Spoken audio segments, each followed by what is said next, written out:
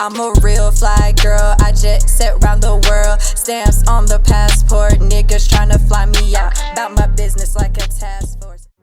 Hey everybody, welcome back to another episode of The Way with Jazz and Tay. It's your girl Jazz and Shantae. whoop whoop whoop. We're happy to be here. I think the only thing that we really want to say immediately is Happy Women's History Month. Period. Girl power. Like, let's I feel like I do this every March. Girl power. but yeah, we got a pretty, I would say, pretty fun episode. We are revisiting something that we started with you guys a while ago, so that'll be fun. Yeah, I'm excited for that segment of it for sure. Let's just do a quick catch up before we jump into it. For me, I really haven't been up to much, but this weekend I did go to Raleigh with my mom and my sister. Yeah. And we went wedding dress shopping, and she did say yes to the dress. And that experience was so much fun. Like, it's just very interesting to be this close to a wedding, you know? Mm-hmm. I mean, I've gone wedding dress shopping. When I was in McKenna's wedding, we went wedding dress shopping, and that was a lot of fun because the whole bridal party was there too. Yeah. So I kind of got the same vibes, but it was interesting for my sister. So like, we went to David's bridal to start, and so like there they have like a stage and the mirrors and everything, and you're kind of in the center of the store, and there's like a bunch of people also trying on dresses. And it was just funny because like there were people who were like there for like homecoming dresses, and they're like putting their 2 cents on like, oh my god, she looks so good in that. Everyone's getting involved. Yeah, everybody is supporting everyone, and it was just so like cute to see. And then the second shop that we went to was more of a smaller boutique, and it was adorable. It gave the exact vibe you think when you think wedding dress shopping. Like when you walk in, there was a board and it welcomed all the brides and their names were on it. And then like cute, like we've been waiting for you. Yes. And then like the decor inside was like pink and orange, but like very retro. And then like there's this big open showroom, but then they also had private ones in the back, which I really liked. And they offered champagne. Period. And honestly, the whole bottle. I was a little bit upset that I didn't ask her what champagne is this, because I really liked it. It was good. It was super good. I feel like you could call them girls, be like, hey. So I was here this past weekend. You might remember me. What was in that cup? I need to know. What is the champagne? We need that for the wedding, actually. You know what I'm saying? Like, so good. But so good. She did find her dress at the second venue, or the second wedding dress shop, and she did. So it was that was gonna be my next question, was if it was at David's bridal or if it was at that boutique. Oh, it was at the boutique, yeah. And the dress was so cute. I can't wait for everyone to see it. It looks really good on her. I've seen it. But yeah, I'm so glad. Yeah. And like now from that, it's like we get to kind of move on to bridesmaids dress shopping. So I'm now tasked with like, getting that makes sense too, because now you guys know what her dress looks like, so you have a better idea. That for sure. Mm-hmm. Oh, yeah. Cool. So that's one of my like upcoming tasks, is to get our collection together so everyone can go try them on and decide which style they want to get. How many of you guys are there? In total, including me, 5. Oh, cool. That's a good amount. That's a fun amount. Yeah, it's a nice, manageable amount of people, I feel like. But yeah, that's been what I've been up to lately. How about you? I was gonna say as far as like not much, but one of the like highlights from the last like week and a half, I went to go see Tyler the Creator in concert. I went to his Chromacopia tour. Yeah. And oh my God, like I was really just kind of taken aback and like blown away by it. He's so good. He's amazing. He had no backup dancers. He changed his outfit like only twice. Like this man was barely off stage, and he gave energy the whole time. He rapped the whole time. He sang the whole time. Like I was like, oh my God, it was so good. It was a really, really well done show and production. It was so good. Okay.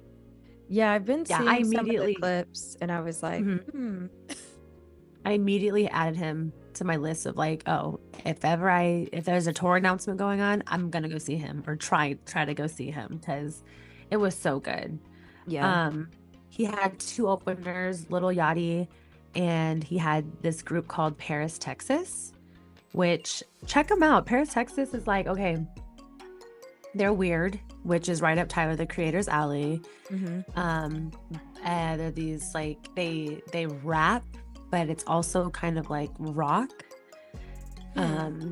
The beat's really fun. It's super high energy. They're really funny. And I added them to my title. I was like, I got to go listen to more of them because like I'm digging this vibe. And then Lil Yachty, Tomatoes, boo. And it's not tomatoes. It's okay. And I will like, I don't know, just his performance got better as he went on, you know, and I definitely understand also that like demographically, I think Gen Z, he's more popular with them than like us, you know? So I also don't know much of his music, but it is the same kind of like vibe as Tyler in Paris, Texas. So it makes sense as to why he's there. But he came out, like just, I don't know. It was very much giving like, here, damn, like I'm here. And like he came out eating chicken wings. Right. And girl, he had but like a paper that's what plate. He does. You know, I get it. Like if you're being weird and different, like whatever. But like he came out and then he like almost tripped coming on stage because like it was dark and he was eating chicken wings. So he like tripped a little bit, like you saw him stumble. And then he like missed his cue because he didn't have his microphone because his hands were full because he had a plate and he had chicken wings. And he like started singing his song late because he was trying to lick his fingers so that he could get his mic. And it was just like, sir, really? I don't know. I did not love it. I did not love it. And then he was really low energy. Like there was a few times when he was like, y'all just got to rock with me for the next like 25 minutes or so or whatever, you know? And I feel like for 15 to 20 of those minutes, he was just like warming up because the last few songs were there, you know? But yeah, I just was really like unimpressed. Viv and I were like, we feel like Yachty should have gone first and then Paris, Texas, and then Tyler. Like the vibe that was given should have like, I feel like progressed that way. I was going to ask at what point did he come in? Because it does sound like he should have been an opener, someone that you could miss. Yeah, no, right. So I feel like between the two openers, they should have flopped. So if anybody on the team is listening to this and if my opinion matters to you guys at all. I wonder, like, does Ticketmaster or wherever you bought the tickets from, do they do like give us a survey of how you enjoyed the concert?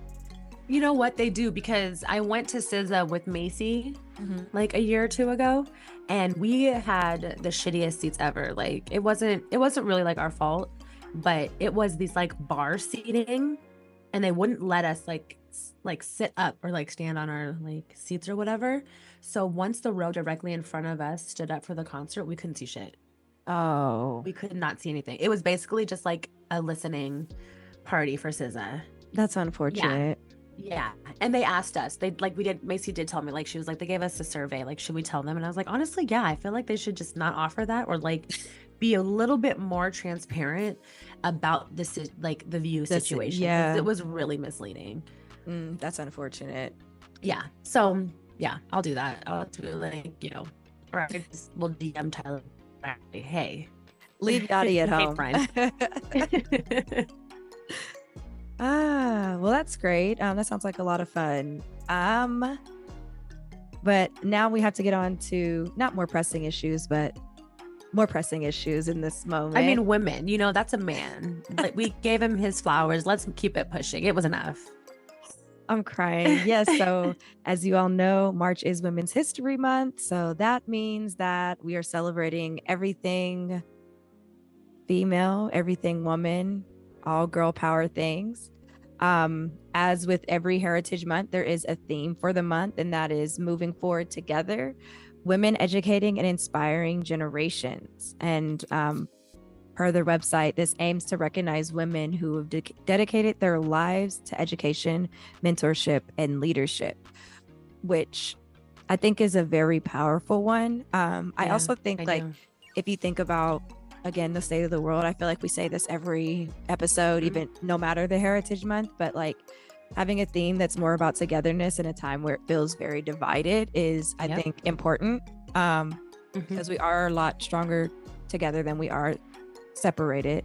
And it also makes me think about the book that I did not finish, but I did start it during Black History Month, called Abolition, Feminism, Noun. And basically what I've learned thus far, like the book is broken up into 3 chapters. Each part of the title is a chapter. So abolition is a chapter, feminism is a chapter, and noun is the call to action. And so the book is actually more of like a call to action for us to get organized, but to also see that within our different causes and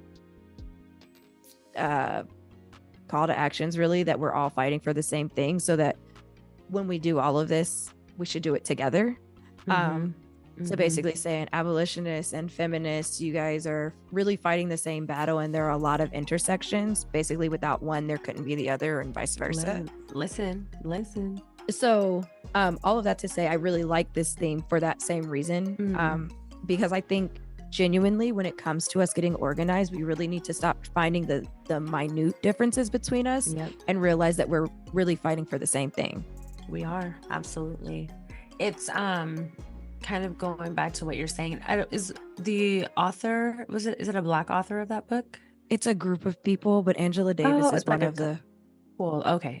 No, that's okay. Cool. Because I was gonna say I like the tone that it's taking, because I feel like a lot of the times, especially in history, when it comes to Black women and feminism, there's that line, because it's not for us or whatever, right. And so yeah, that's cool. I like that the tone of it does seem very on the right path, and the right message is being given. And then the chapter noun is like the call to action, like why noun, and talking about why we need to get organized noun and all of those things, which I also think is very timely, because I feel like I'm forgetting when the book was written, but I feel like it was written and published during the pandemic.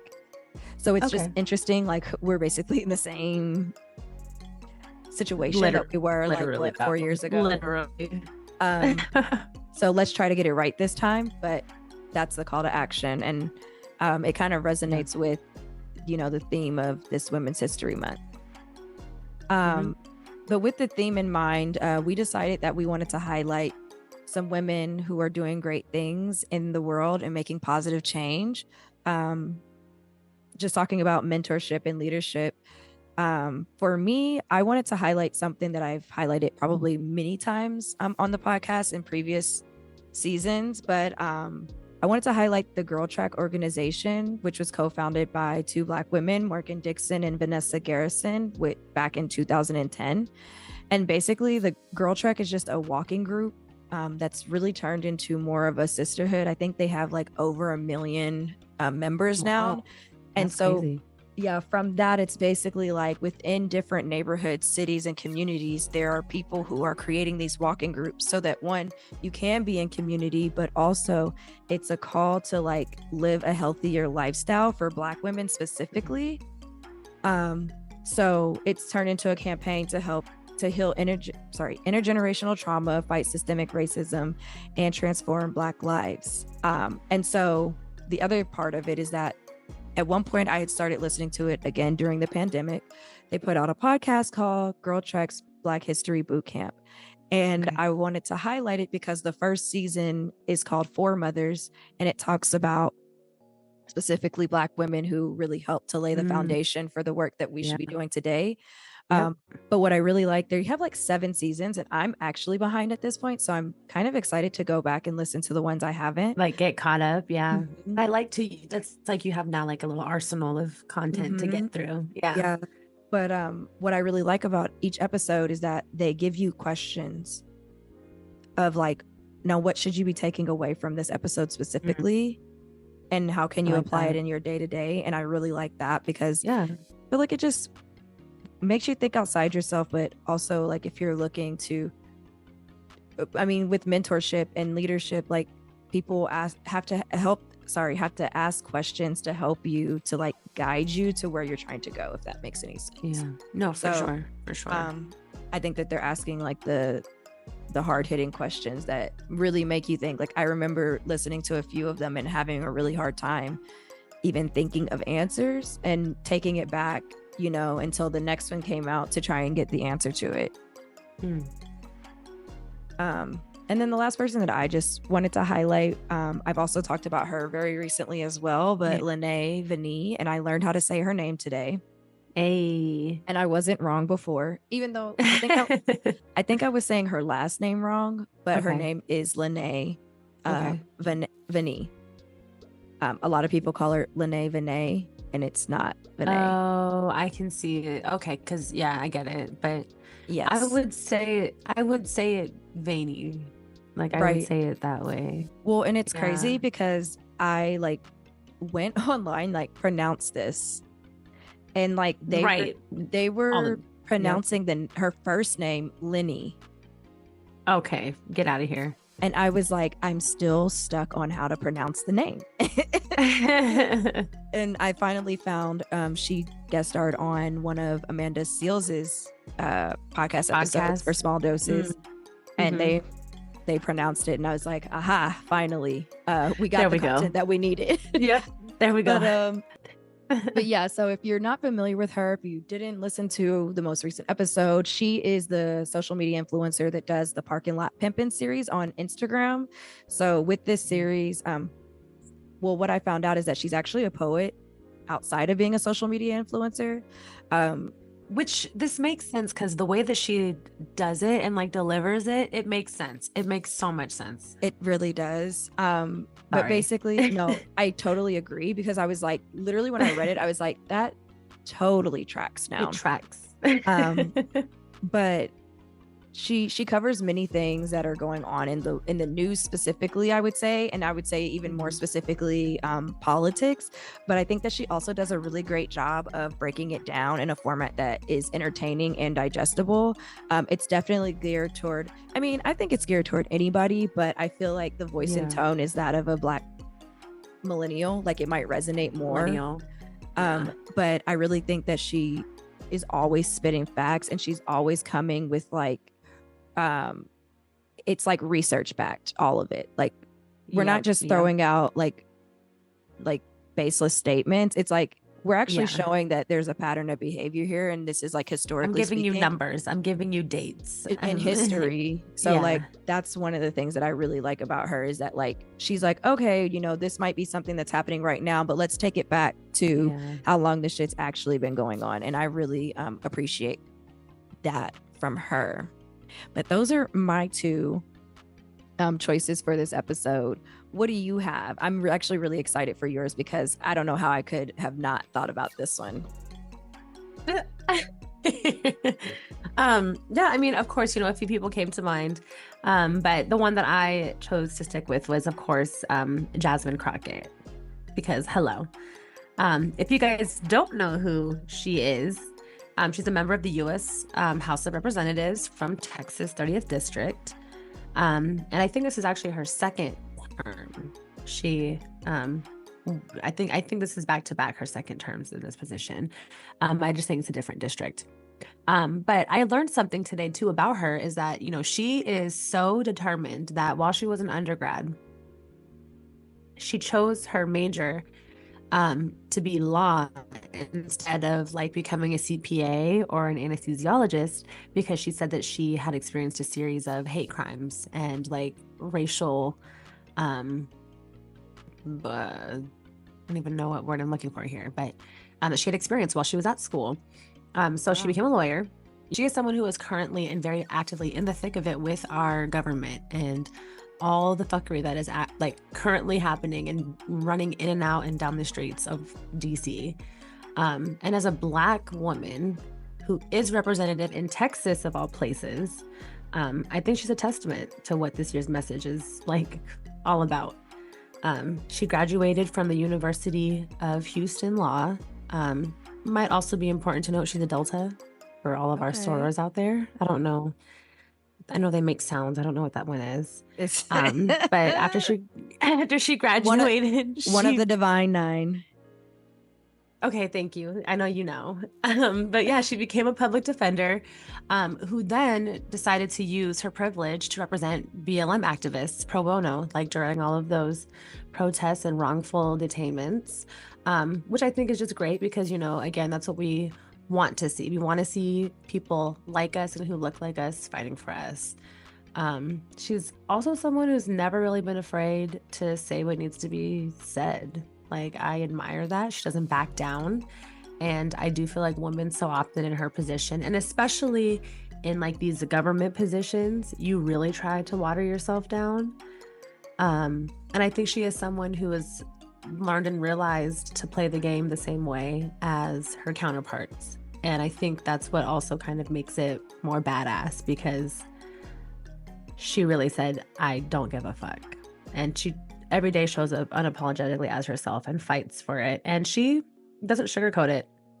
No, I think that like she's the realest person sitting in the House of Representatives. No, seriously. Honestly, Yeah. in politics. And that's what I love about her, because I feel like whenever I get very like anxious or just like over the political scene, the biggest issue for me that's glaring is that like at the end of the day, the people who suffer are the people of America. Like the politicians are making good money.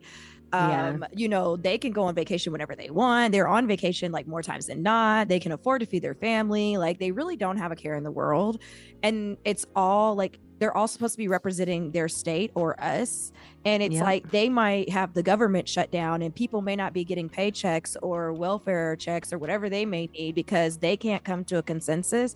And like she's called them out like, hey, like, can we stop with the bullshit and get this shit done with so that, you know, like people don't go hungry or have to have their power shut off. And it's just like, I don't even know why that has to be said. Isn't this your whole job? Not only that, you are an elected official, meaning you could lose your job today.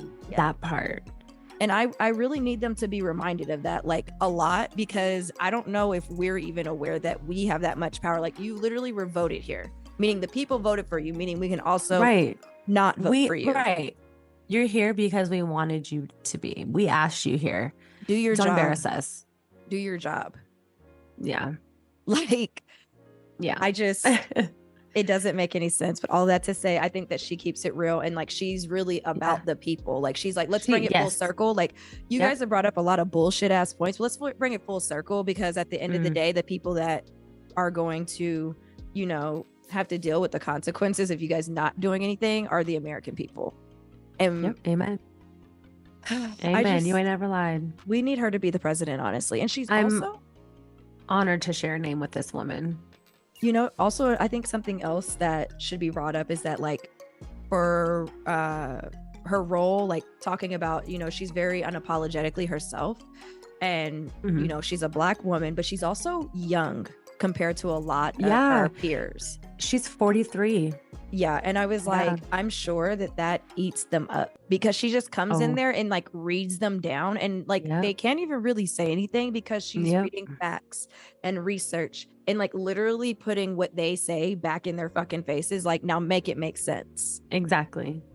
And we need that. Like, we need more people her age, AOC's age. Like, we need some young blood in there, you know? Challenge these people. Challenge them. Like, come on. People Because there's, like, they're trying to, you know, make things like when they were younger. But I'm like, baby, we are too far in the future. You need to go ahead and look at retirement and an assisted living community and let us handle the shit. Thank you. No, thank you. That's what I'm saying. Like, these people, there are some, like, I don't know how to describe it. Like, so my aunt, she's like 70, I believe now, or 71.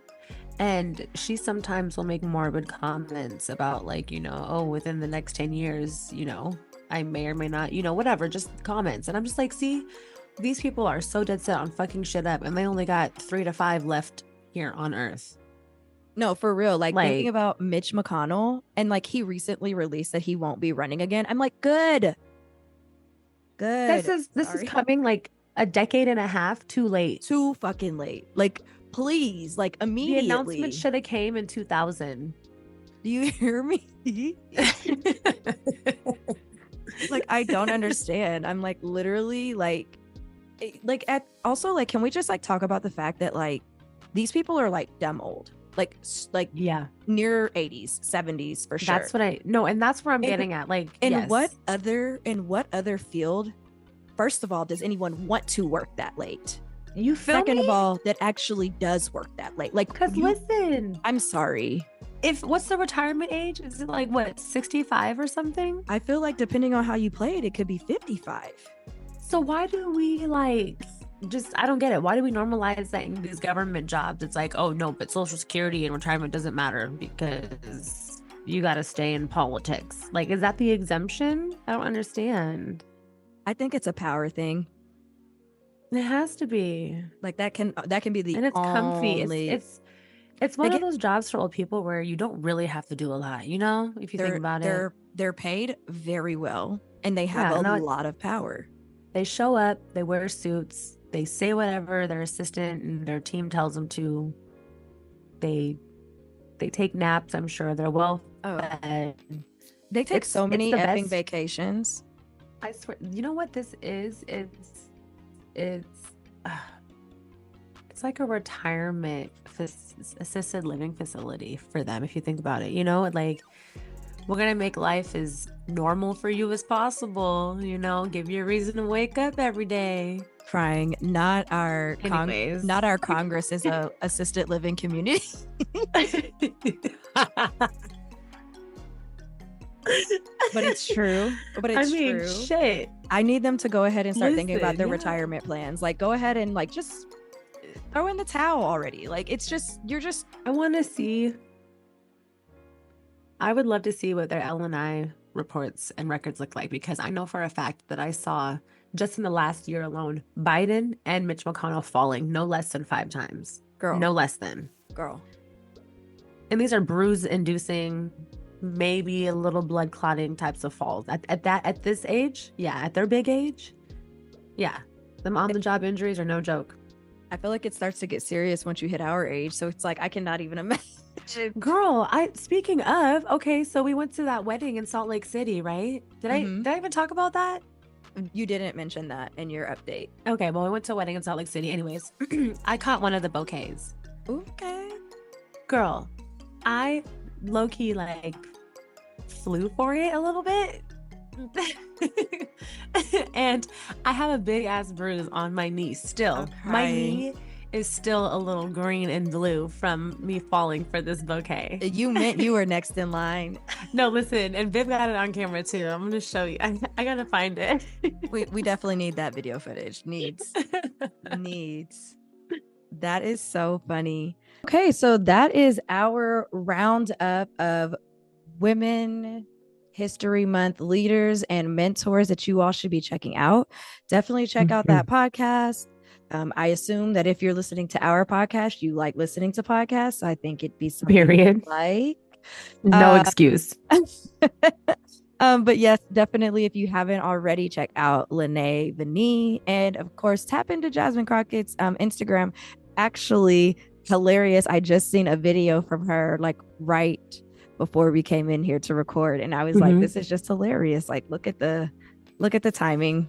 I love it. I gotta go check it out. I haven't seen it. Let's get into the meat and potatoes. We're going back to something that we started like a few episodes ago. Yeah, like, or was this last year? 4? I mean, technically last year, yes, but like it also was probably like 3 or 4 episodes ago. To be fair, yeah. So yeah, I'm not sure how long ago it was. We did an Ask Us Anything call out there, and we did an episode where we bucketed some of them that we thought went well together, asking some questions like, what does AMA mean? Or how do you navigate, making friends in a new place when you've moved and stuff like that. But why we decided to do 2 parts is the fact that there were a lot of questions in the second half or in today's episode that were relationship based. And we just thought that it could be really fun to get into some relationship foolery, nonsense, debauchery. Oh, always. It's always going to be a good time. Yes. I will say that you guys asked some really great questions. For me, some of them are a little hard, so I'm going to be whipping out my notebook and pen when Jazz talks so that I can take some notes. Screaming. But we also wanted to make this super interactive. You know, we always ask you guys after our episodes if there was anything any ideas or thoughts that came up for you during this episode, let us know by DMing us or sending a comment or a message or whatever. But this time we actually proactively did that and got some responses from you all, and we'll be sharing those today with some of the questions that were asked. And I just wanted to say, like, I was a little bit like, I'm super appreciative and grateful for the responses because you guys are giving really thoughtful answers. So thank you for that. For joining the conversation. It's always nice when we have engagement. Like, I'm talking to you guys. Talk back, please. And y'all be talking back sometimes. But yeah. So let's kick it off. So the first question is from And I Wrote on Instagram, which is actually just my cousin Quisha. Hey, Quisha. But she asked, how do you feel about long distance relationships? I'm gonna let you answer since I asked the question. No, you didn't. Quisha did. Okay, you're right. No, I'm dead. I read it. I'm there now. Yeah. So like, I don't know. I feel like if you're into it, go for it. I know that a lot of people are like jaded in it because there can also be a lot of like mistrust that can potentially like come from a long distance relationship. But also sometimes that works for people. Like, I know people who in life, like, they love their partner and they are in a committed relationship with this person, but they've chosen to stay living separately, and like that works for them, you know? Yeah. And so I truly do feel like everybody is different, and depending on your love language, first and foremost, like that should really, I feel like, kind of determine if a long distance relationship is something that you should do. And then, yeah, just also check your communication skills. That's all I'm going to say.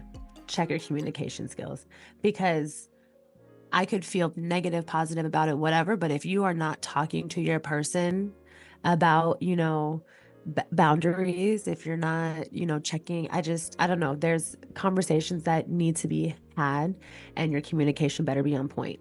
And that's all I'm really going to say.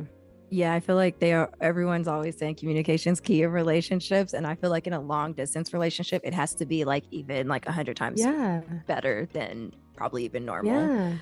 And you know, like, I know people who for shady reasons prefer it because like they can quote unquote act single in their city, you know, or like it's more fun because, you know, you can flirt more without worrying about like your partner being there, knowing that like you maybe won't act on it, but still, I just, you know, kind of a thrill seeking thing.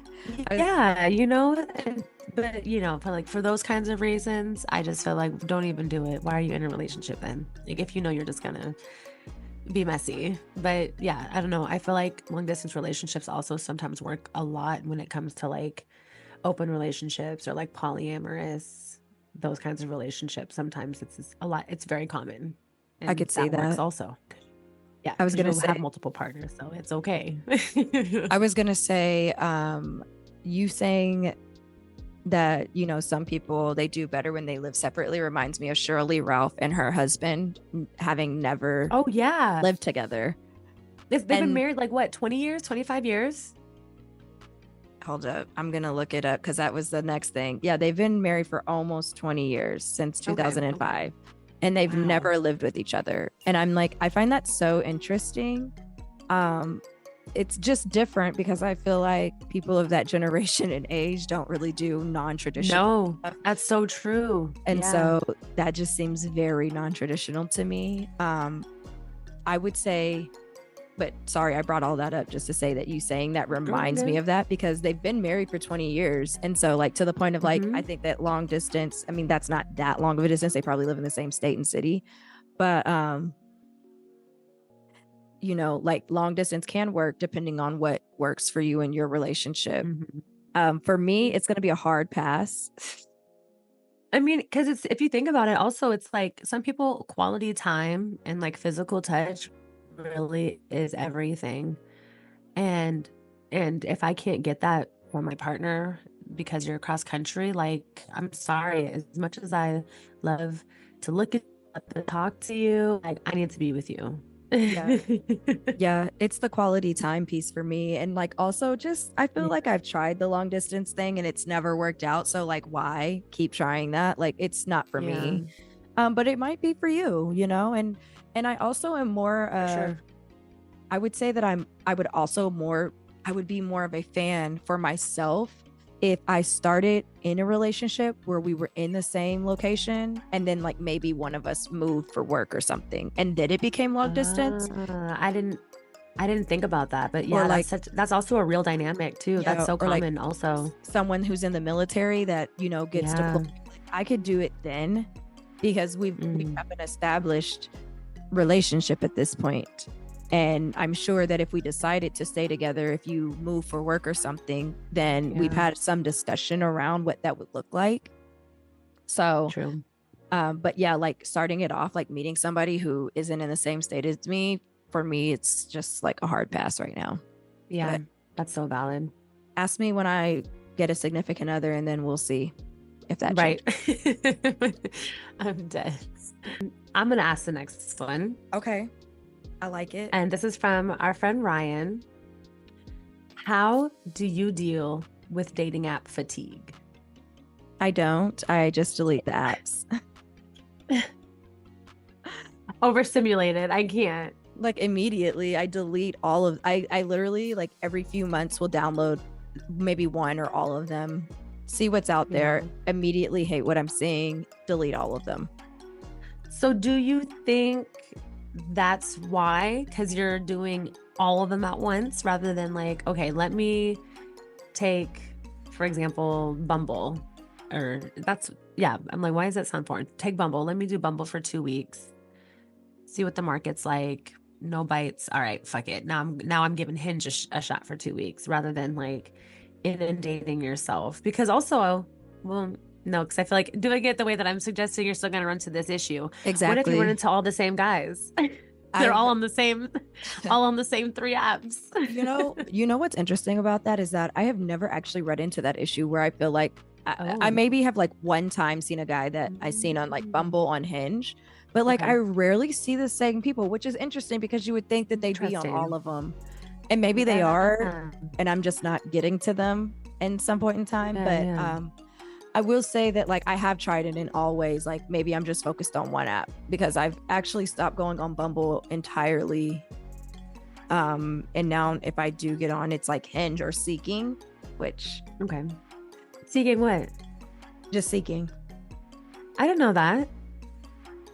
I've never heard of this. I'm not gonna. Okay. I'm not gonna divulge. Keep going. I got you. Keep too much about that app, but I got you. Check it out. Yep. Period. Heard. Yeah. There.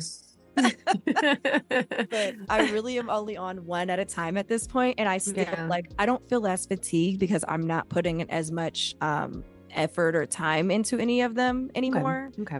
Like I holistically am like I'm not doing dating apps. Like it's maybe if I felt like investing in it and doing like a coffee meets bagel, maybe. Okay. But like I also think that the thing with dating apps, it's like outside of just like being fatigued by the process in and of itself, I think that there's something wrong with like dating app culture in general. I feel like with dating app culture, it's like an instant gratification thing, and also one of those things where it's like, you know how they always say like there's all these fish in the sea. You literally have all the fish in the sea and at your disposal in your hand. So it's like if one person says something or does something or looks in a way that you do not deem like what you want to deal with, it's on to the next, you know? Whereas like when you're organically meeting people out in the world, you actually have to spend time to get to know them, to know whether or not that is, you know, want to move to the next. Girl, that is so real because I've definitely like, there's been this situation where I've like kind of dodged this guy's DMs because I was like, I don't know that you're that cute, or like, I'm just not sure about it, whatever. And then I finally like agree, like, okay, whatever, let's get together for some drinks or whatever.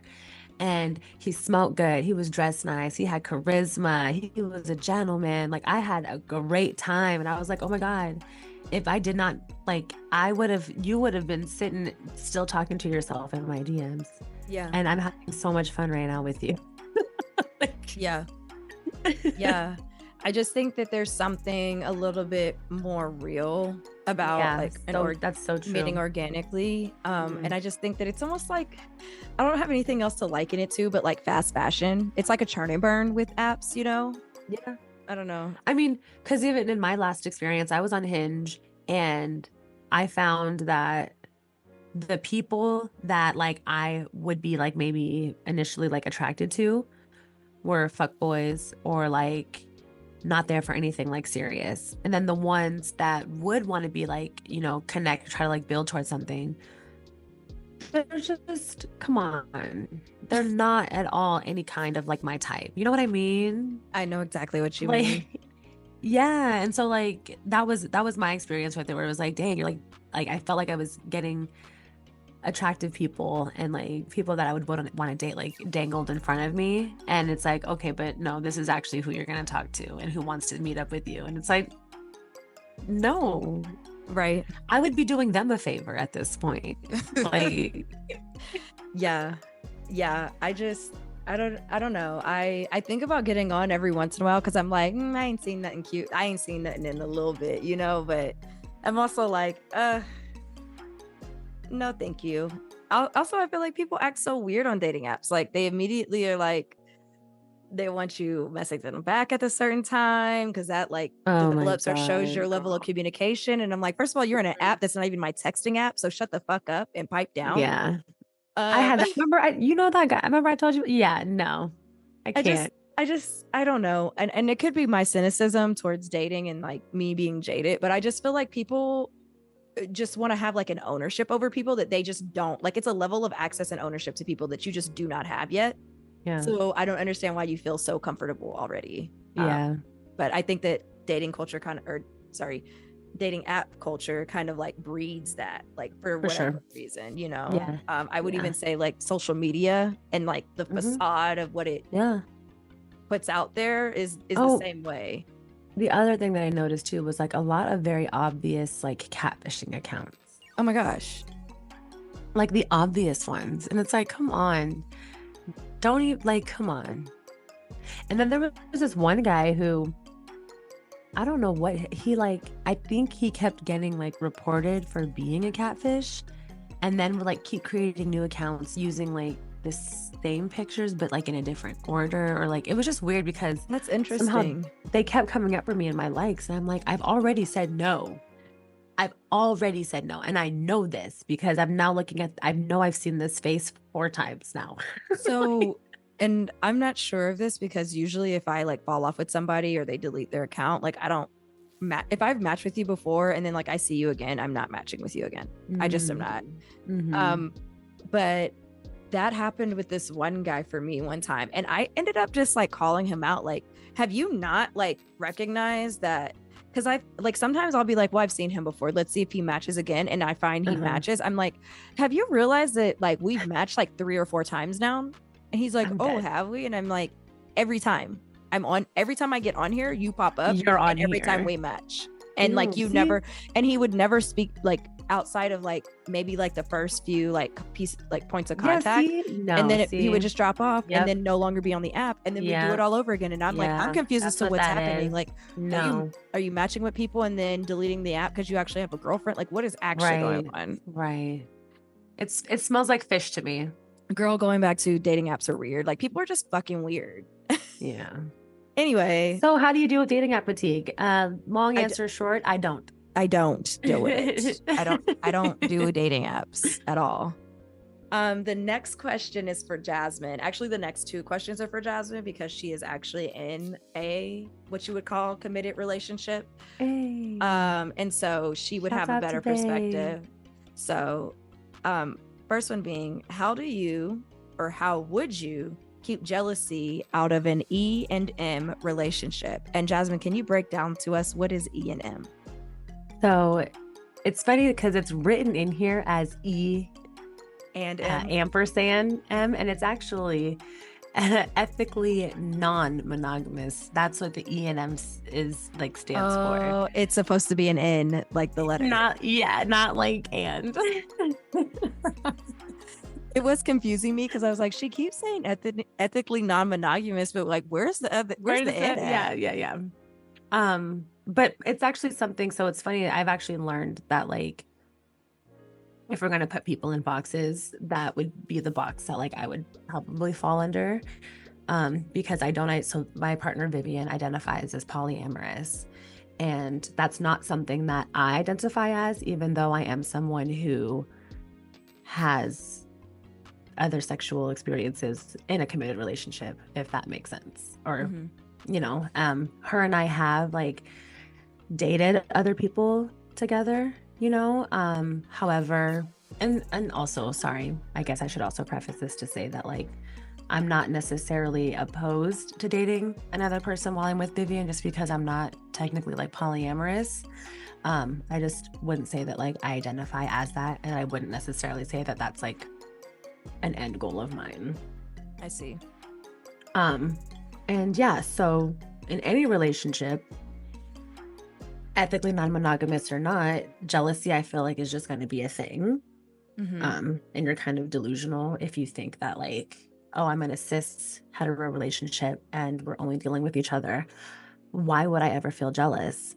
And you meet people like naturally in life, you connect with people like find you attractive because, ideally, hopefully you are, and your partner finds you attractive. Other people would too.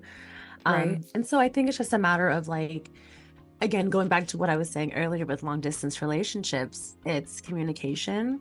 But also the biggest piece is boundary setting and having a clear and like concise understanding of what your boundaries are and what your partner's boundaries are, because you guys could have different ones. Different things could bother me that might bother Viv, and as long as you guys are on the same page about these kinds of things, it can help keep the jealousy at bay. But I think at the end of the day, like any normal person, if Viv is on a date with someone else, I'm going to be jealous regardless. Like, like I know where you are. I know who you're with. I know ideally when you're going to be home, like whatever. But I'm jealous because I'm not there. I'm having FOMO. And like somebody else, because I know how great you are and how wonderful you are to spend time with. And this person is experiencing that without me. Yeah. I was gonna say, oh, go ahead. I wanted to actually add something, which is, you're on a really great track. And so I hate to even throw this in here, but I hate to quote Drake, but he once said, just because I'm not jealous doesn't mean I don't care. And I think that like also maybe realizing that it's like, yeah, jealousy is definitely gonna happen, but also it's like you could be as secure as you want to. But I think that it's like one of those things to like, what it shows is that you care about that person a lot. You know what I'm saying? Right. And I think going back to the communication is like letting them know these things. Yeah. And I think other people also think too that like maybe when you're in an ethically non-monogamous relationship, that you don't necessarily respect each other the same way that you would if not, And so a big misconception is like, okay, so, and again, everybody's different. Their boundaries and like things that are okay in relationships is going to be different. But like, one that I feel like people will ask me often is like, well, so what if she's on a date with someone and it goes well and she wants to go home with them? And it's like, okay, well, in our situation and dynamic, that's not something that would happen. The date's going well and they want to get like intimate, share a kiss or something. These are things that we've like talked about, but Viv and I share a home and like a life together. And when it comes to like staying the night with someone else or staying like elsewhere, we're talking about it beforehand. It's not something that's like happening in the moment while these plans are like happening, And so it's something where it's like, okay, you know, I'm happy that this date went well and that like you guys want to continue to see each other. Next time, if that's something that you want to do, at least like I know it's something that's like that could happen and it's going to be happening like down the road. I can prepare myself for it. We know we've talked about it. We know that it's a potential rather than just like spiraling of like, oh, I don't know, or oh, is she going to? And like, well, when is she going to be home? Like none of that, you know, because that just further perpetuates jealousy and anxiety and trust issues. So long Oh, back to Drake. back to Drake. But yeah, so kind of like a long answer, but I did want to kind of give like a good, like, I guess maybe like a personal example, you know? But yeah, it's something that we both struggle with, you know? And as much as like we both try to practice, you know, the tools and things that we set in place, like I think no matter what, you're always going to have like that tinkering or that inkering of jealousy. And it's just all about how you communicate that and how you navigate that. And another thing too that kind of works for people is like if you need to feel like connection with your partner after an experience or something, like say they are with somebody else on a date and you feel like you need to reconnect with your partner or something, then make that something that you guys like agree to or a part of like an agreement. Like, you know, I want to feel close to you at the end of the night, or like I need this kind of like time together or something. You know, it's just it's different ways that people can connect and feel grounded and reset after situations. Absolutely. Yeah. The next question was, how do you reconnect with your spouse if things are hitting the fan? And ain't nothing to cut that bitch off. Snip, Like- snip, hole, snip, snip, hole. That was my advice. And that's why I said I was going to sit these questions out because You're so funny.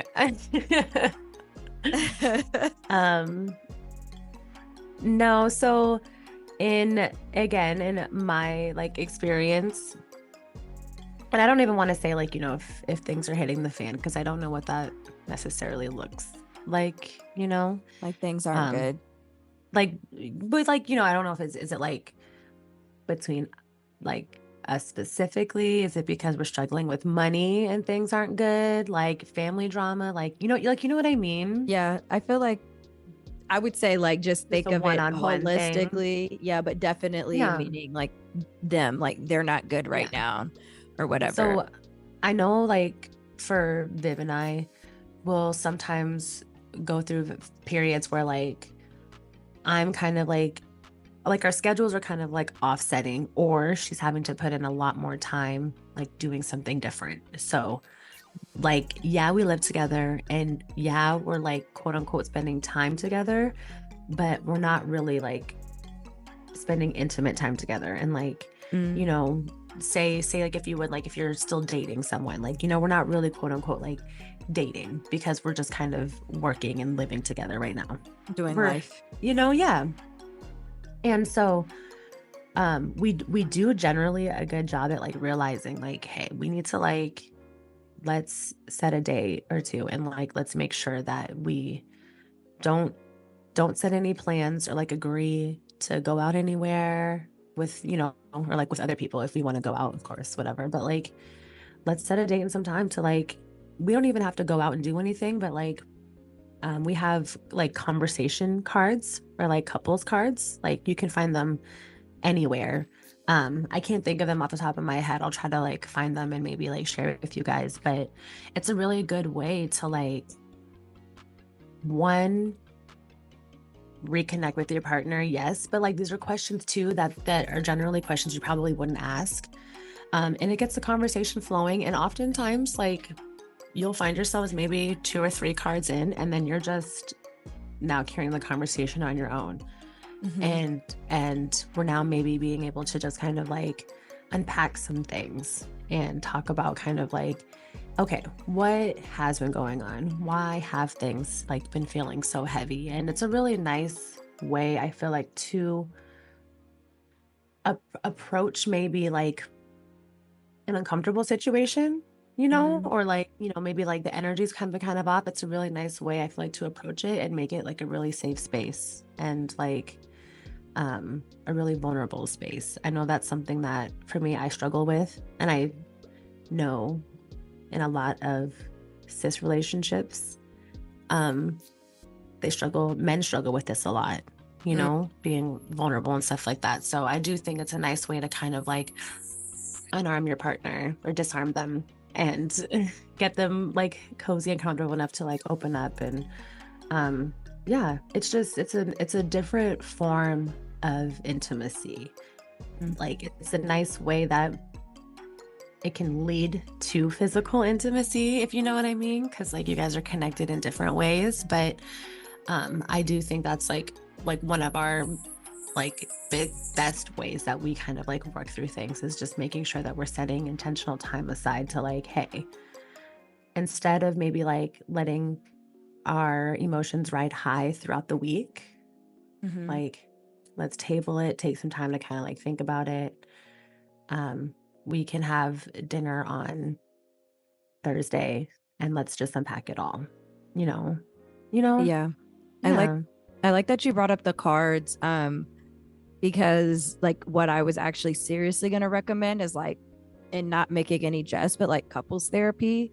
Like, honestly, sometimes it's helpful to be able to like talk to somebody about like, maybe you guys are having like a serious misunderstanding because one person was raised this way or thinks this way and the other thinks the other way. Like, I feel like you can be with somebody for so long and you might just brush things that they do off as like, oh, that's like something they do that I don't like, and it might be symptomatic of something else, Yeah, for sure. And I think basically all going back to say like therapy is like mediation. Like it's an unbiased party that's there to essentially hear both of you out. And I think that like in like marriages or relationships, sometimes that's needed. I mean, like we do it with our friends, and like even with your example, the cards like help you to kind of like lower your guard a little bit. But knowing the questions that are probably on there, you're also getting to know stuff about each other. Exactly. No, for sure. But basically like holistically needing to talk and like whatever that looks like to you, but like finding a way for you guys to talk to each other to get to the heart of the situation. Communication is key, man. No, I guess they were right. It really is. And I truly like, I stand by it because it's something that I've never ever had in any other like relationship before. And anytime that I would be reconnecting with a partner, it's, oh, we're making up and we're having sex. And that's it. We're not actually solving anything. Or like connect. Yeah, exactly. Yeah. So, and it's crazy. The sex is so much better. Can you imagine that? Can you imagine that? All right. Are you ready? Are you ready? I got a couple good ones for you. No, I'm not ready, but let me start with the first one on the list though, for sure. So our girl Breezy Simone asks, first question, why did ghosting become the norm? Yes. I actually have no answer to this. Because like genuinely I'm single. I get ghosted a lot. I don't really know. I've ghosted people. I think it's a shitty thing to do. I agree. Going back to what we've been saying this entire episode is that communication is key. And I think that like for some people, the hard part, the thing that you don't really want to say is hard to say. So instead of dealing with it, you ghost somebody. And amen. And I think that like what people need to learn about ghosting is that like you don't need any explanation after that. You know what I'm saying? I feel like we get caught up in like, oh my God, why did they ghost me? I just want to talk to them. I need closure. The closure was them ghosting you, because what they showed you is that they don't know how to effectively communicate in a way that doesn't make you feel anxious and nervous and all these other things. And I can say that like as someone who struggles with that, like I'm a chronic ghoster. Like I definitely really, it's something that I've been working on because I'm actively aware that I do that. If it's something that I know is going to potentially be like uncomfortable, I would just rather not. Yeah. And it's shitty but it's so easy to just not say anything. And here's the gag though. It's shitty for everybody because you're also cheating yourself because you're not holding any accountability. Yeah. You know, and it's not saying that like you need to, but like if you are somebody who is constantly doing that and not necessarily like showing up for people, you at the end of the day have an issue with accountability. And I will also say, like, you're not also practicing skills that you need to be able to not ghost someone. It's like that will be your go-to when things get in like awkward or weird or, you know, and like, to be honest, like I have to be honest here though. Like I feel like there are perfect scenarios to ghost people. Okay, I've done that before. Yes. No, yes. And like sometimes I will let the person know ahead of time, but like I get in my mind sometimes where I'm like, I don't feel like I need to explain myself. And like for some people, you absolutely should have a conversation with them. Like if that's something, because it could be hella out of pocket. Yeah, if you've been seeing somebody for a while or you guys had like plans or something and then you just all of a sudden switch up and like no longer talk to that person, that's fucked.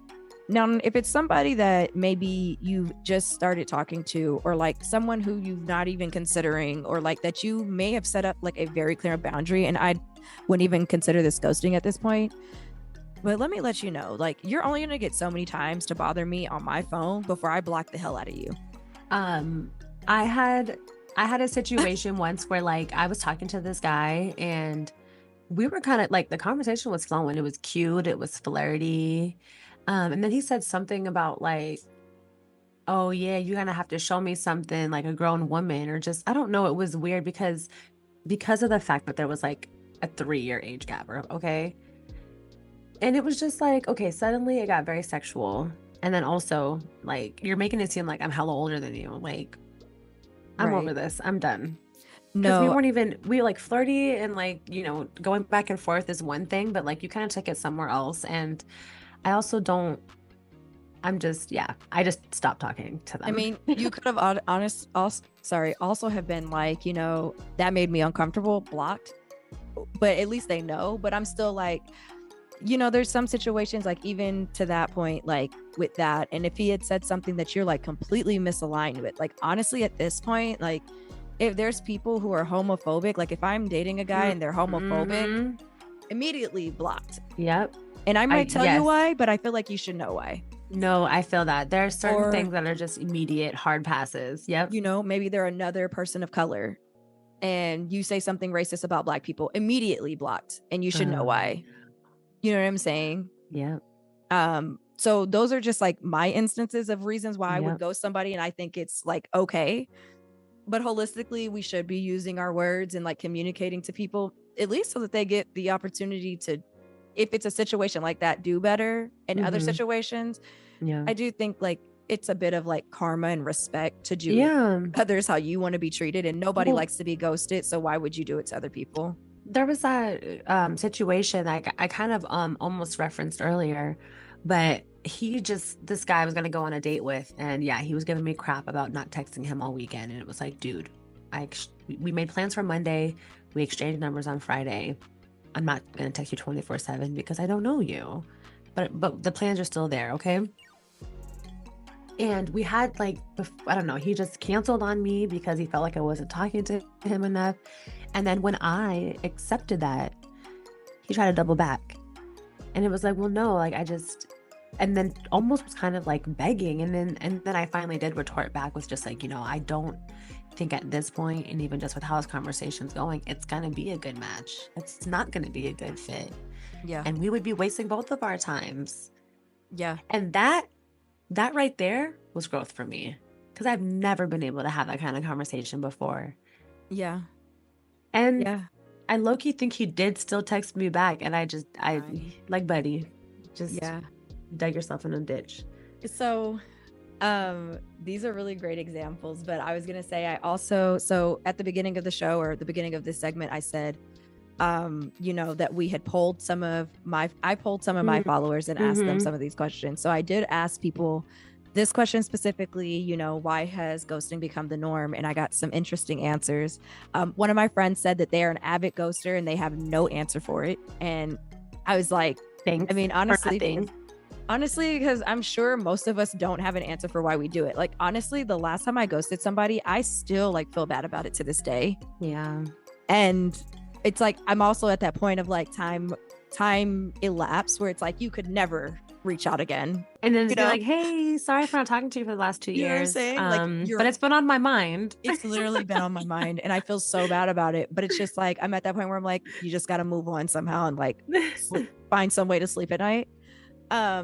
Someone else, Chris Kidd, said it's easy to do with the ability to block or just ignore them.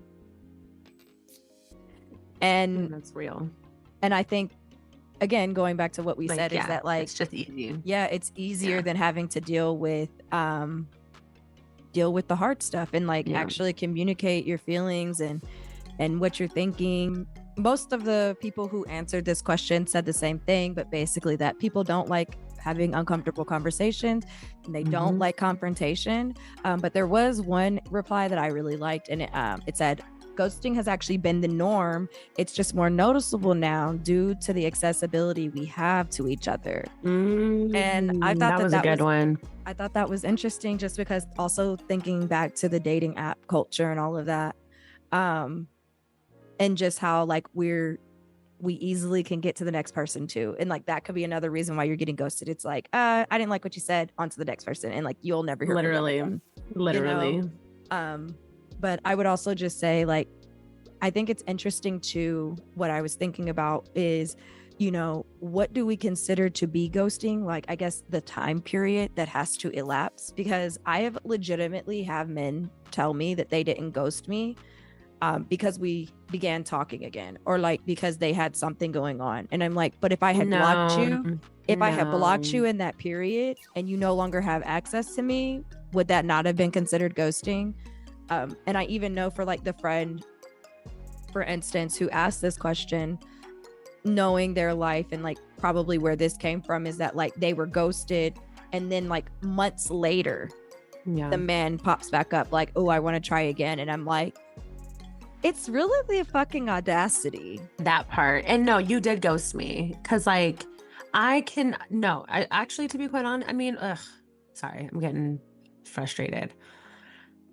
Even if it's after a few days, I'm still probably going to feel some type of way and like look at you kind of crazy. But like that's more acceptable than a few months and then getting mad for being told that like that you had like ghosted somebody, because you did. If there was no explanation or nothing, you just went radio silent and then popped back up 3 months later talking about I didn't ghost you. Yes, the fuck you did. Yeah. And you know what's crazy about ghosts is you can't always see them. I'm crying. Hello? I'm just saying. That made me, yeah, you did. That made me forget what I was about to say. Oh no! And you were trying to spit it out too. I'm so sorry. That was funny. I was just gonna say, I forgot it, and I really wish that it was coming back to me at all. It will. I promise. You always say that. It will. Oh! It did come back. Okay, because I think with ghosting also, there's like a layer of this where it's like introducing people to vibes you can't maintain. You know? Oh, yep. And I think that that's a lot of what happens. Like, I think that like starting off all heavy, like you have all the time in the world, you're texting all the time. And then you're like, ooh, a little overwhelmed with trying to like maintain that. Okay, it's one thing to let me know, hey, like I'm not gonna be hitting you up every day, all day ahead of time. So like if you don't hear from me in a couple of weeks or something, that's crazy. But like if you don't hear from me for a couple of weeks, like just know I'm good. Or I will send you a communication letting you know, hey, like things have been kind of hectic and I need some me time. So that at least the other person, like I feel like in relationships, specifically men and women, there's a lot of like men know how women spin out over non-communication. Yeah. So it's like, if you know these things, why would you not proactively think, just, you know what, this gonna have her all up in her mind thinking anything. Let me clear it up now. Thank you. And who's to say you're not lying and not doing some crazy shit, but at least you've gone the mile to to try and like alleviate that person's anxieties. I think I go back to what I said at the beginning, like the ghosting itself is all the clarity that you need, because you don't want somebody that is going to send you into a spiral. Like same here, like if they don't know how to effectively communicate, and that is a thing for you, like you need over communication, if they're not willing to compromise and give you that, it doesn't sound like you need to be there. So I know that, I was just going to say, because what you're saying, I feel like directly kind of ties into the next question. And I know that Breezy asked both of these questions, but I kind of feel like, I don't know, can we move on? Because you're already, okay, cool. Because the next one is, why is it so hard for men to commit? And I feel like what you were just saying kind of directly ties into that. It's funny. So I think the reason why I wanted to pull these last two is because I have literally no answer. Like I have the same questions myself, Brian. Right. You're like, girl, I would also like to know. The room would like to know. We need answers, men. Please. Explain yourself. Well, okay, go ahead. Well, I was gonna say, can I give my like little two pieces? This is what just I think is, because what you were spitting about, like, maintaining a vibe or being introduced to a vibe that you can't maintain. And I think that with men, what it really comes down to is kind of just like the shiny toy period does wear off. And then men actually, as little as they like to admit it, men are as insecure, if not as more insecure as women are. And men thinking about the woman that they love or are trying to court or like impress and all of this, if seeing them as soft in any way or like whatever, or just like seeing them for who they really are, it can scare them. And they want to self-sabotage and run. And because like, oh shit, this girl is getting me out of character and I'm really going to have to start opening up and I'm scared and this is new for me and I need to fuck it up. Yeah. So that's it. That's all. That was my little two P's. Yeah, no, I completely agree with that. I also think that like, to the point of like introducing to vibes you can't maintain, I think like somebody did say this and I was going to save it, but like I asked this question specifically to men because I wanted to know from men, why is it hard for men to commit? And one man asked like, why can't you take accountability? And I was like, first of all, this is a query. This is a forum. I'm trying to have a discussion. Answer a question with a question. I was like, first of all, tell me you're mad without saying you're mad. Like, answer my question, and then maybe I can talk about my lack of accountability. But like to that point, just like thinking about like being introduced to vibes you can't maintain, and also like women needing to take accountability in the fact that like we oftentimes fall in love with the potential of a partner and not what's directly standing in front of us. Period. And I think, again, going back to the point of like, if someone is not an effective communicator, but that is a sticking point for you, you need to really assess whether or not you're willing to deal with it or move on. And I think that it's hard for us to move on because we're like, oh, but they have the ability to be. No, right now he's showing you he doesn't know how to communicate for shit. That is so true. It's the potential. The potential will fuck a woman up every single time. Every time. Like, why are we as women naturally fucking fixers? Why? I don't know. Maybe that's how we were conditioned in society or something. Yeah. No, literally. Hello. Yeah. Anyway, so what the fuck did these men have to say about this bullshit? So I got a lot of like silly stuff. One guy said city girl culture, which I could understand because like here in Atlanta, I hear this all the time. Like women are taking advantage of men. Yeah, I get it. Men are disposable. However, yeah. If you won't, somebody else will. I get it. And like in Atlanta, honestly, like there's so many men. Like it's a lot. Now whether they're straight or gay is a whole nother question. Or a little bit of both. Or just towing that line is a different story. But there is a lot of men, and I think also like me thinking of other reasons why it's hard for men to commit, going back again to dating app culture and what I said, there's so much variety. They have so much right in front of them. Why would they settle for one? Yeah. Why have one bitch when you can have two? Why have two bitches you could have 10? You know what I'm saying? Like, and they can if the setup's right, Spit, girl, spit. So something else he said, I'm gonna read this, and and see if it makes sense after I read it. Okay, I'm listening intently. Hold up, because I'm still on ghosted ones, and I'm like, no, this isn't for this one. Somebody said some men might be afraid of what could be good or bad. Yep. See, a lot of people did say like being afraid of the unknown. Yeah. I think which that I can relate. No, I can relate too. I've held myself back in a lot of situations, relationships or not, because of the fear of the unknown. Like, you change a variable up on me and shit, anything could go. Right. And I think I keep losing my train of thought, but maybe it'll come back. Someone else said it depends on the maturity of the man, because men generally know who they want. That part. Yeah. Oh, that part. What I was going to say is that, like, also to men being afraid, like maybe they've tried it before and it didn't work out. Yeah. I think that that's probably like a big one for most people, why they're afraid to commit, you know, like it hurt them so bad. I think that people are like genuinely terrified of getting hurt. And I can understand that. Well, especially as for men, you know, again, we already talked about how sensitive they are and how hard it is for them to, they're not conditioned to be as like soft as us. And yeah, when you put your heart out on the line just for it to get like stomped on, ooh, it would be real hard for me to open back up again. I get it. I get it. But hey, we got to do it, because listen, women go through it probably worse than you men, to be quite honest, because y'all be doing us dirty. But anyways. Dirty as literally. Yeah. Someone also said that men are hesitant to commit because they know that they still want to sleep with other women, even if they know that they want to have a main one above the rest. There we go. Back to what I was talking about earlier. Ethically non-monogamous. Okay.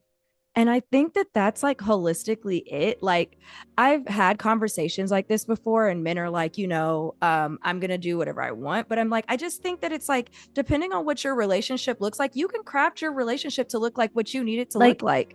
At the end of the day, also, we're all human. Like, and you know, there's no way on this planet that one person is going to be attracted to only one other person.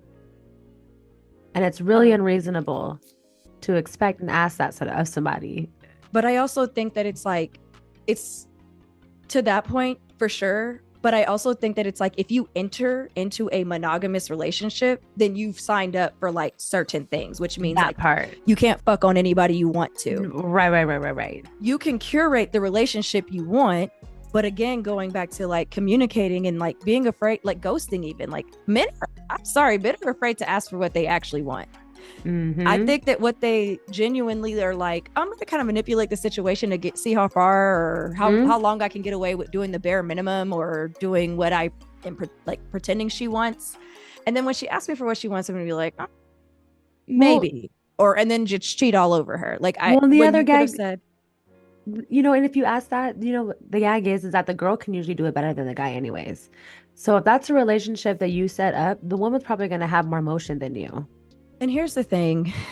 I think that I think that's also like a layer. Like, I don't think many men could handle being in a true polyamorous relationship. Like, I think maybe for themselves, but like, you know, their wife or their girlfriend cannot have other partners. Like, I don't think it could be like, I don't know how to describe it. At least not in a healthy / respectful way, if that makes sense. Like, I feel like the man would have to be like a dog and you know what? The ones that I have seen where it's like men that are like mainly the poly ones or whatever, they low-key do treat their women like dogs. They treat them really bad. It's almost like they're pimps and these are all their like bitches. It's like, for me, it's like I know that's not everybody. Don't come for me, but yeah, like, we're not trying to make generalizations, just like based off experience and what we're hearing in the field. But I was thinking cults, you know, like the cults where they have like all these women, and I'm like, I don't know, like, it just like some of the ones that were on Instagram or TikTok and they like got in trouble. They like, there was a man out in Atlanta actually, and he's in a polygamous relationship. He had like, I don't know how many women, but like the way he talked to them like, you're stupid bitch. Why would you do that? You're the one sleeping in my bed. Why are you acting all jealous? And like would film it. Oh, I remember and that. put No, the I remember videos that. up.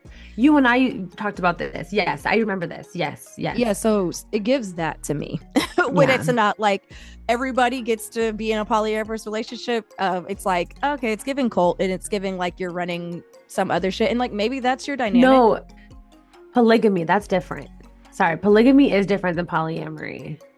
Because polyamory is multiple So, relationships. yeah, so like with polygamy, the guy can have multiple partners, but those wives only belong to him. With polyamory, everybody could date whoever they want to and all of that. There is a very distinct difference between the two. They weren't married.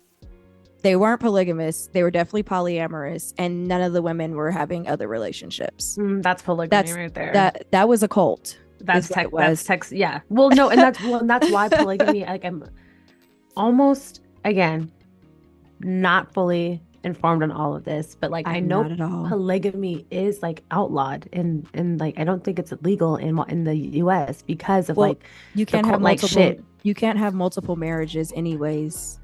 Like yeah. Okay, yeah. So that's, like, yeah. So yeah. I was actually watching I had been watching like a couple episodes of Seeking Brother Husband. So it's like women who have multiple partners, and like there was a couple in Texas, and she had a husband and she had a long-term boyfriend that she'd had for 10 years. She'd been married for like almost 30 years, I think, maybe 20 or 30 years. And they were all in a relationship. They lived together. But all this to say, like, the boyfriend wanted to get married. And so I was like trying to figure out, like, how does this work out? And like, I read that like in most situations, it's like they're married, one couple to one. is married. Yeah. And then like the other one marries the other person. Okay. And I was just like, I feel like at some point it just becomes a ceremony for the sake of the ceremony. Because I'm like, I still don't think that's legal. Like, I don't think that's how any of this works. Yeah. But yes, I think that going back to kind of, I think we got on a whole tangent. I was gonna say we definitely digressed a little bit. Sorry. No, that's okay. I thought it was good, but I just think that like you can curate your relationship to look like what you want it to look like. No, and if you want to be dating multiple people, then say that. If you want to be in a monogamous relationship, then say that. But don't try to bait and switch it or introducing to vibes. Like don't go into a monogamous relationship knowing you're gonna fuck on your bitch, or that like. Or even like, for instance, okay, going back, I think we keep saying the same thing, but like, I think the slightly different.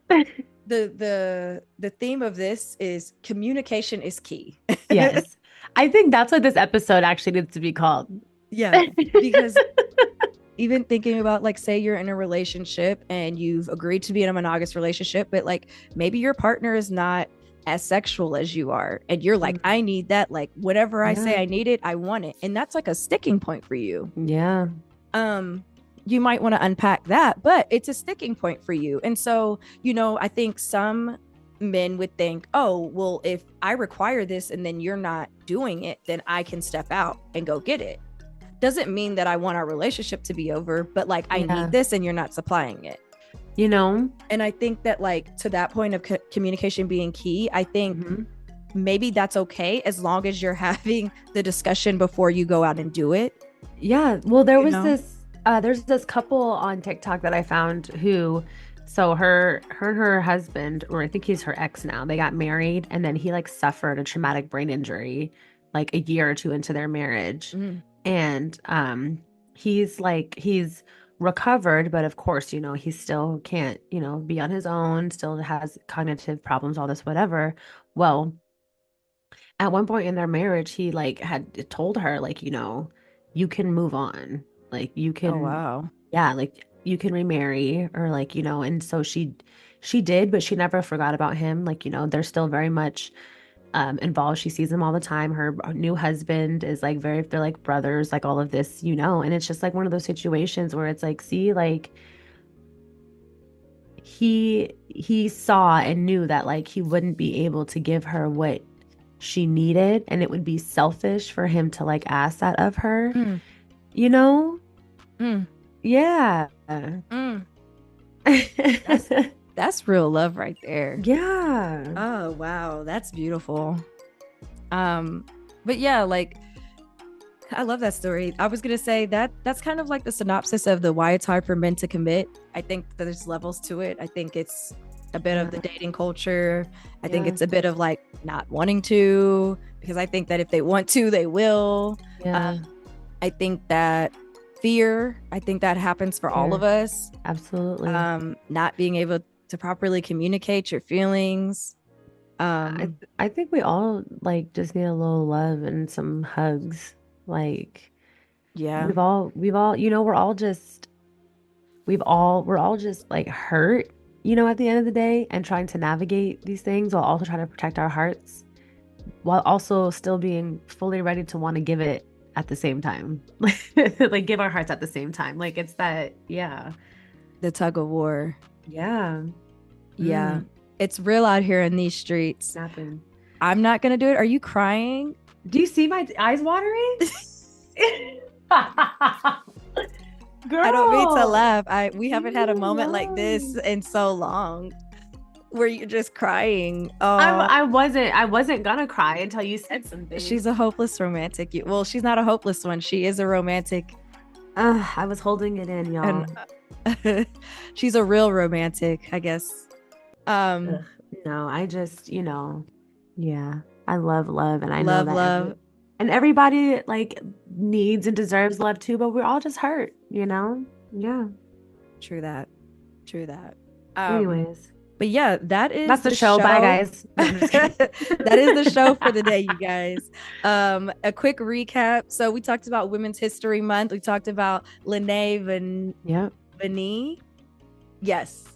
I thought don't forget it now, girl. I thought I said her last name completely wrong. Lene Vanille, Girl Trek Black History Boot Camp podcast, and of course the one and only Jasmine Crockett.